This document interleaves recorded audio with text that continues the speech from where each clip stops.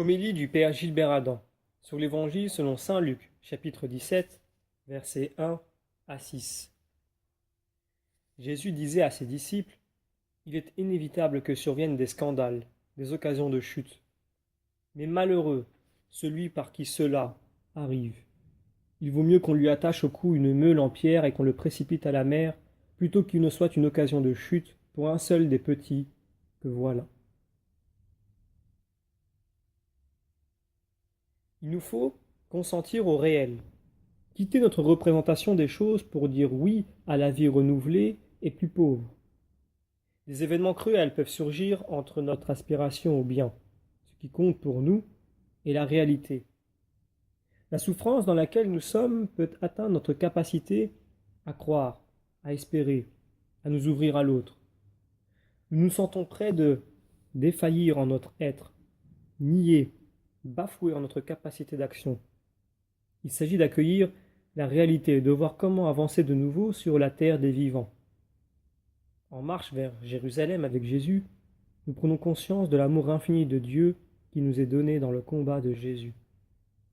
Il nous faut entrer dans cet amour pour devenir amour. L'adversaire va s'abattre sur nous comme il s'est abattu sur Jésus. Quand nous avons rencontré Jésus dans son amour vivant, nous supplions l'Esprit Saint de devenir amour en nous pour pardonner sans cesse. Nous continuons la lecture de l'Évangile. Prenez garde à vous-même. Si ton frère a commis un péché, fais-lui de vifs reproches, et s'il se repent, pardonne-lui. Même si 7 fois par jour il commet un péché contre toi, et que 7 fois de suite il revient à toi en disant « Je me repens », tu lui pardonneras. Il nous faut être attentifs à tout. Cela nécessite une vigilance dans l'orientation de notre volonté.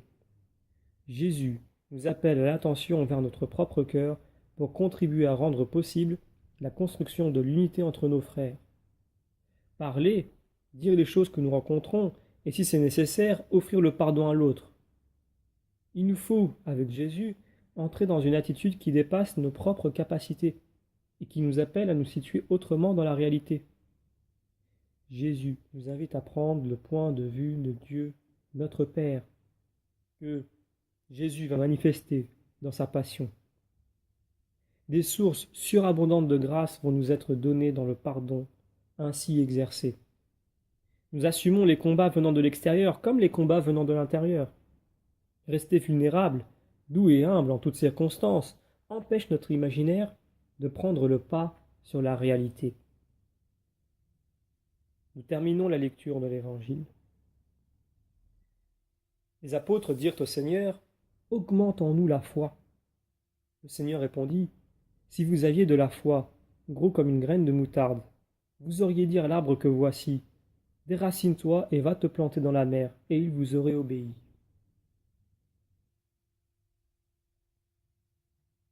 Jésus nous projette loin. Il est l'arbre de la croix, planté dans la mer du péché, de la trahison, pour que la vie s'impose par sa splendeur. Jésus nous donne de le reconnaître et de vivre à partir du don de son amour immense. Que tout soit Eucharistie, que notre action ne soit plus qu'action de grâce, que Dieu soit tout en tous. Chaque épreuve est un appel à rejoindre la croix où surgit en nous le frère de Jésus, avec toute l'humanité appelée à lui rassembler. La présence de Jésus, l'amour de Dieu, la lumière dont nous avons besoin ne nous manquera jamais. Un véritable amour s'édifie dans la vérité.